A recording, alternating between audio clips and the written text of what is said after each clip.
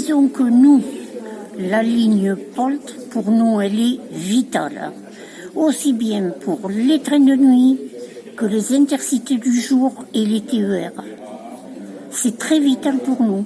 Ce que nous sommes actuellement très pénalisés par les TER, ces régions, parce que nous sommes sur la ligne de Cahors-Brive, bien sûr, Toulouse-Brive, mais la région Occitanie s'arrête à Saint-Cyr-Madelon et après c'est la région Nouvelle-Aquitaine.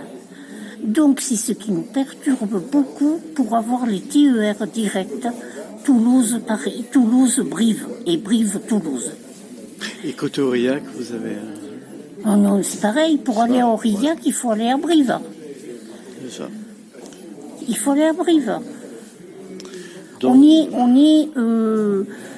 Bon, la région Occitanie fait ce qu'il peut, mais c'est la région Nouvelle-Aquitaine qui ne bronche pas. D'accord. Alors que ce qu'elle dit, la région Nouvelle-Aquitaine, c'est qu'elle veut cadencer les trains sur tout le territoire. Voilà, la région Nouvelle-Aquitaine, eux, ils n'ont rien à faire de nous, parce que la région Nouvelle-Aquitaine, ils sont sur la LGV. Sur la LGV, nous, la LGV, qu'est-ce qu'elle nous apporte? Rien du tout. Mais absolument rien.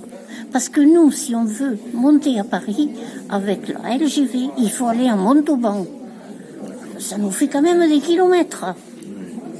Et les prix n'est pas le même. Le prix est beaucoup plus élevé. C'est ce qu'il faut que... Donc, vous préférez, vous, utiliser la ligne POLT? Oui. L'ancien intercité? Oui. Oui. Bon, sur les intercités, ce qu'il y a de malheureux, ce sont les machines qui nous tombent en panne. Voilà. Bon, ce que je sais, c'est que bon, j'ai quand même une très bonne entente avec M. Van der Poort et Mme Thomas Commun. Hein. Il n'y a pas de souci. Ce que je leur dis, ils font ce qu'ils peuvent pour dire de nous arranger. Mais bon, c'est pareil, les machines tombent en panne. Que faire? Que faire quand on voit que notre ligne Toulouse-Paris, ils avaient prévu de nous la couper en deux. Ils avaient prévu... En quelle année? Il y a 3 ans. 3 ans. Ils avaient prévu de ne pas faire les travaux de Brive à Cahors, parce qu'il y avait la LGV. À l'époque, comme ministre des Transports, nous avons eu M. Clément Beaune, il était très bien, il était très à l'écoute. C'était quelqu'un de très bien.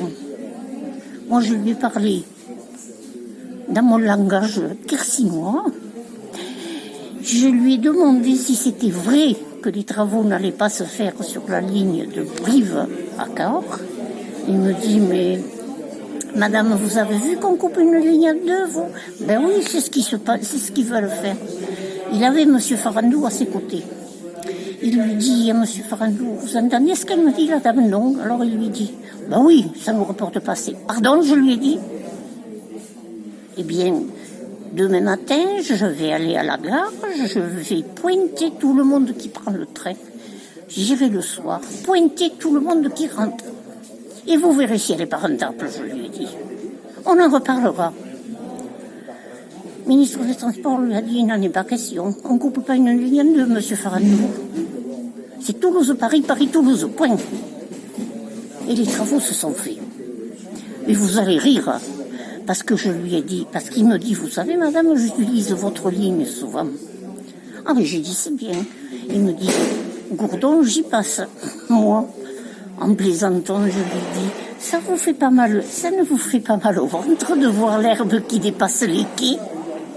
8 jours après, il n'y avait plus d'herbe. Bon, c'est pour dire qu'il était à l'écoute. Et ça, j'ai apprécié.